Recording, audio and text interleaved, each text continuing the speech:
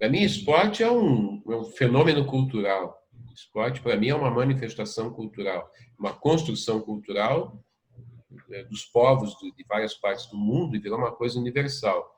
Então, eu não... E pedagogia, para mim, é uma maneira de ensinar, né? É um conjunto de procedimentos científicos, artísticos, artesanais, sei lá, de ensinar coisas, né? Orientados metodologicamente. O método carrega bastante ideologia. Você vai fazer de um jeito, vai fazer do outro. Agora, educação física, para mim, é uma pedagogia. É uma educação, é uma prática educacional.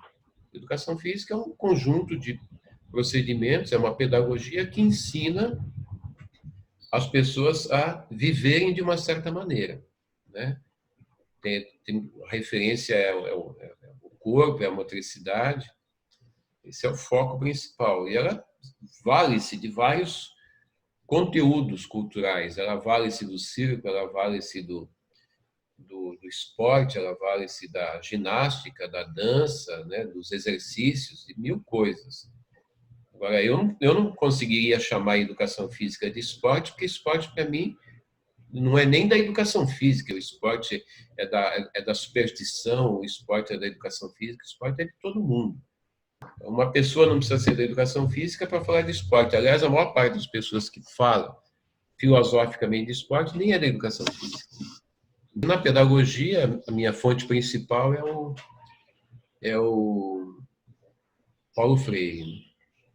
Paulo Freire e na psicologia eu estudei bastante Piaget, Vygotsky, Vallon.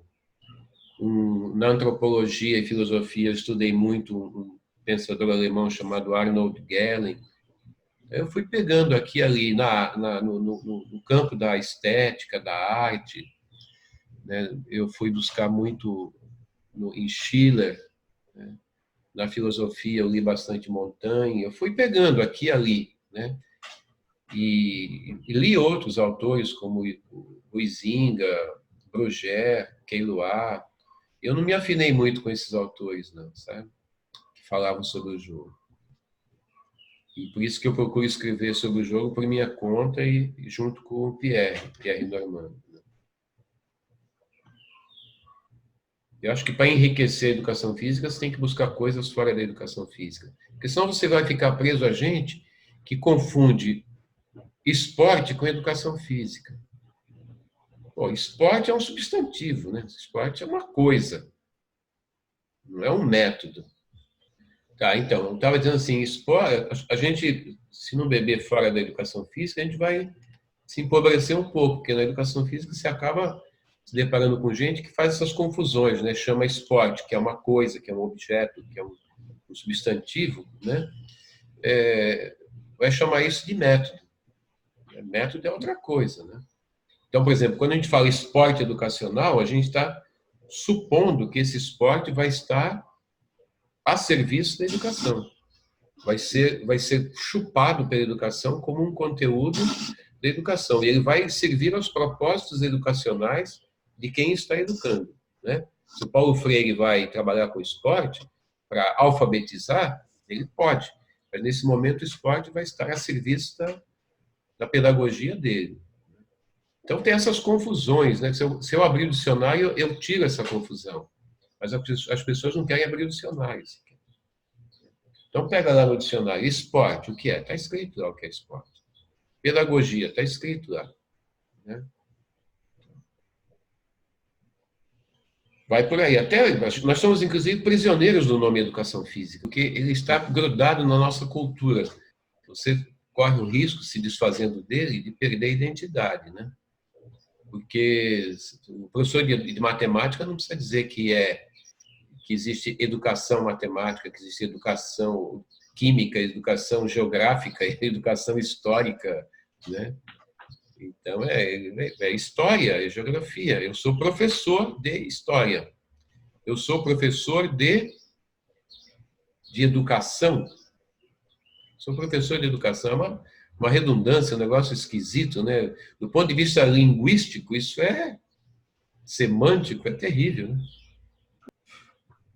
Mas o Manuel Sérgio, ele ainda é o cara, para mim, que enxergou a coisa, sabe? Assim, só que o Manuel Sérgio, ele é um europeu. E ele praticou, embora o ano passado ele tenha recebido as maiores homenagens do ano em Portugal da intelectualidade portuguesa, não da educação física, da intelectualidade portuguesa. Mas o Manuel Sérgio, ele enxerga isso e ele...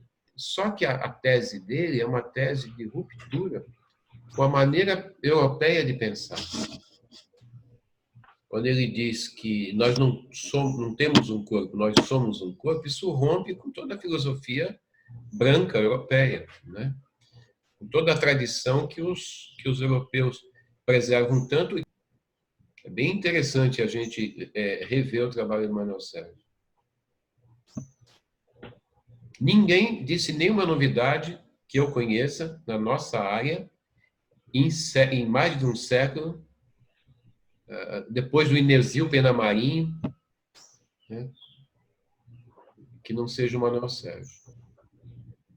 Bom, eu acho que o movimento nosso, no começo dos anos 80, foi um movimento novo. Mas nós não anunciamos nenhuma novidade.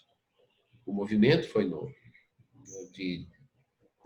Nós dissemos o que não era. Não somos saúde. Não somos da área da saúde, né? Não somos militares, mas nós nunca dissemos o que somos. Estamos devendo essa.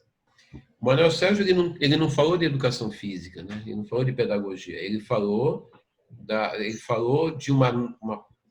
da possibilidade de um novo estudo. Por exemplo, se nós não temos um corpo, nós somos corpo, né? Nós transferimos a nossa perspectiva de desenvolvimento não para a próxima vida, mas para esta vida carnal, esta vida material. Os investimentos passam a ser isto. Então, nós somos seres carnais, bípedes, locomotores, que para ter abrigo, sexo e alimento temos que nos mover. O que ele diz é que nós somos seres locomotores, bípedes, né? Para reproduzir, se alimentar, se abrigar, nós temos que nos mover. As coisas não vêm a nós, nós vamos a elas. Então, nós nascemos para nos mover. Por isso, ficamos doentes se não nos movemos. Qualquer realização depende da motricidade. Então, ele acha que nós devíamos estudar o ser humano a partir desse ponto de vista, né? De um ser corporal, motor, que para realizar a vida precisa mover-se. Ele chama isso de motricidade. Isso cria a possibilidade de novos estudos que fundamentem mais do que a psicologia, mais do que a biomecânica, mais do que a fisiologia, mais do que a bioquímica, a educação física. Ou seja, nessa perspectiva, biomecânica, fisiologia, bioquímica, etc., psicologia passam a ser coadjuvantes numa faculdade de educação física. E a motricidade e a pedagogia passam a ser protagonistas.